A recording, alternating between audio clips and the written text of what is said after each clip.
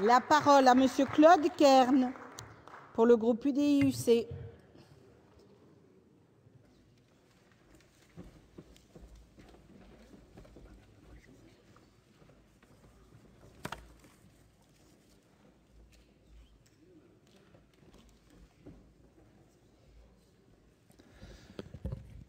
Madame la Présidente, Monsieur le Ministre, mes chers collègues, une nouvelle fois, l'ordre du jour du prochain Conseil européen est vampirisé par deux problématiques dont la résolution est vitale pour l'avenir de l'Europe, la crise migratoire et le Brexit.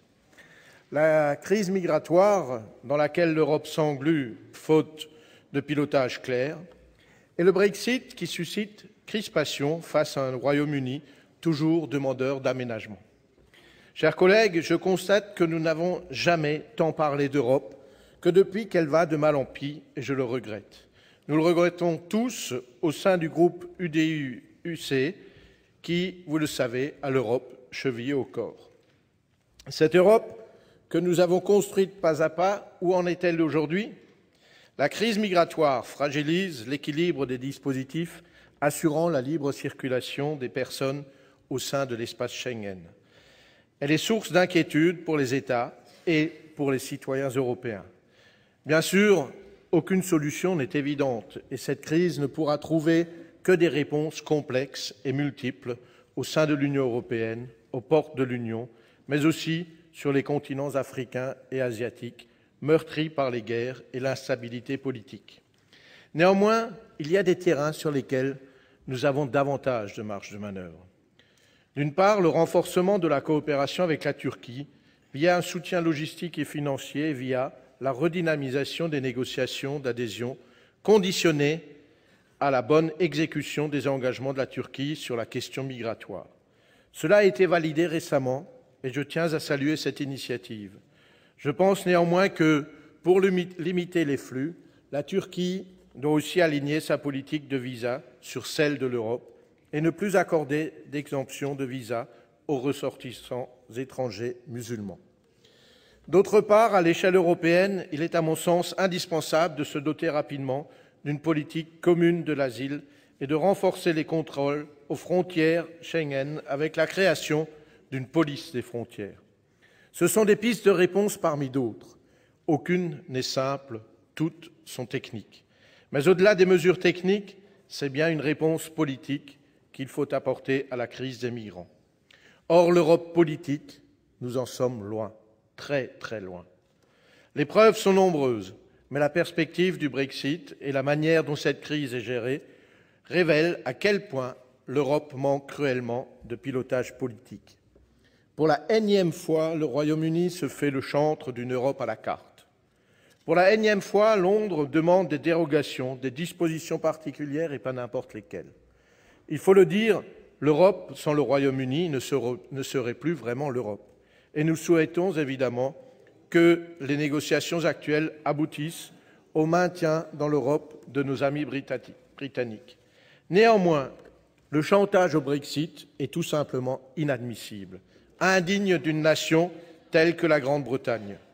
Pire, il révèle l'ingratitude des Britanniques à l'endroit d'une Europe qui a pourtant toujours cherché à trouver des compromis.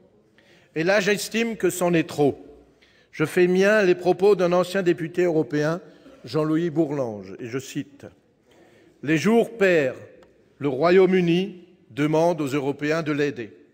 Les jours impairs, il insulte l'Europe. Les Britanniques veulent participer à tout sans être engagés par rien. » Fin de citation. Alors, c'en est trop, pourquoi ? Sur la forme, mes chers collègues, vous aurez compris que je condamne cette attitude qui, par ailleurs, revêt un caractère purement électoraliste de la part de David Cameron. Depuis plusieurs années déjà, le Premier ministre britannique répond aux sirènes de l'euroscepticisme et du populisme en faisant pression sur l'Union européenne pour obtenir certaines dérogations. Sur le fond, les conditions posées par le Royaume-Uni pour son maintien au sein de l'Union européenne sont tout simplement inacceptables. Si la question relative au renforcement du rôle des parlements nationaux ou à la poursuite de l'harmonisation des marchés de capitaux ont été réglées sans difficulté, Il n'en est pas de même de la plupart des exigences britanniques sur lesquelles je ne reviens pas. Elles ont été citées par les orateurs précédents, dont Fabienne Keller. Répondant à la menace du Brexit brandie par David Cameron, le président du Conseil européen, Donald Tusk, a présenté il y a 10 jours des bases de négociation censées assurer l'équilibre entre les exigences du Royaume-Uni et les principes fondamentaux de l'Union européenne. À titre d'exemple, la suppression des aides sociales aux travailleurs européens exerçant au Royaume-Uni serait désormais possible, tout comme les Britanniques pourraient contester les décisions de la zone euro alors même qu'ils n'en sont pas membres. Chers collègues, à la veille du Conseil européen, nous ne pouvons pas écarter une réalité. Le Royaume-Uni refuse la monnaie unique, Schengen et la politique de défense commune qui constitue aujourd'hui le socle de l'Union européenne. Il s'est toujours battu pour favoriser ses intérêts nationaux au détriment de la solidarité européenne. Les Britanniques demandent sans cesse des efforts. À l'inverse, ont-ils consenti à en faire face à la crise migratoire que nous connaissons? La situation à Calais ne serait pas à ce niveau d'enlisement si chacun assumait sa part de responsabilité. Monsieur le ministre, ne cédons pas au chantage du Royaume-Uni.